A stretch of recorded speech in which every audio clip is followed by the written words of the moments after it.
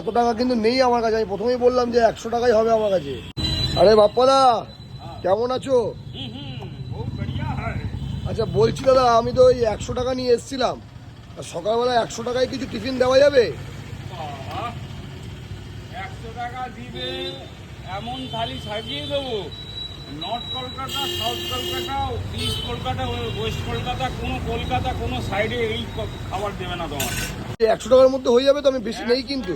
হয়ে গিয়ে পয়সা ফেরত হয়ে যাবে, পয়সা রাখতে পারবে না, এত টাকা তোমাকে ফেরত দিয়ে দেবো। ওই 100 টাকার মধ্যে আবার পয়সা ফেরত পাবো?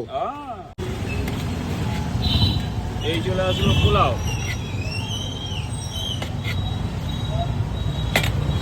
হয়ে গেল আলুর দম।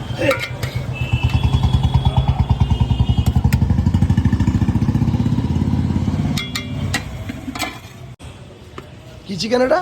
বটি চিকেন, বটি চিকেন। বাবা ও বাপ্পাদা, তারপরে আসলো আমার সেই ফেমাস পরোটা। বাপ্পাদা এত টাকা কিন্তু নেই আমার কাছে, আমি প্রথমেই বললাম যে 100 টাকাই হবে আমার কাছে। আরে খাও না রে বাবা, এটা মাত্র 45, হ্যাঁ মাত্র 45 টাকা। মাত্র 45 টাকায় পুরো কম্বোটা? তুমি কি মানে পাগলটা, আমার মাথা ঠিক আছে তো? বাবা দুটো লাচ্ছা পরোটা, এতটা পোলাও, তার সঙ্গে 3 পিস চিকেন, দুটো আলুর দম, একটা পেঁয়াজ, একটা লঙ্কা দিয়ে মাত্র 45 টাকা? ওরে বাবা, আমি তো ভাবলাম মনে হয় তুমি বলছো টাকা ফেরত আসবে, আমি ভাবলাম মনে হয় তুমি 50 টাকায় দুটো পরোটা আর একটা ডিম সিদ্ধ দেবে। না না, তুমি কি এটা ক্যামেরার সামনে বলছো দাদা? সত্যি কথা বলো তো।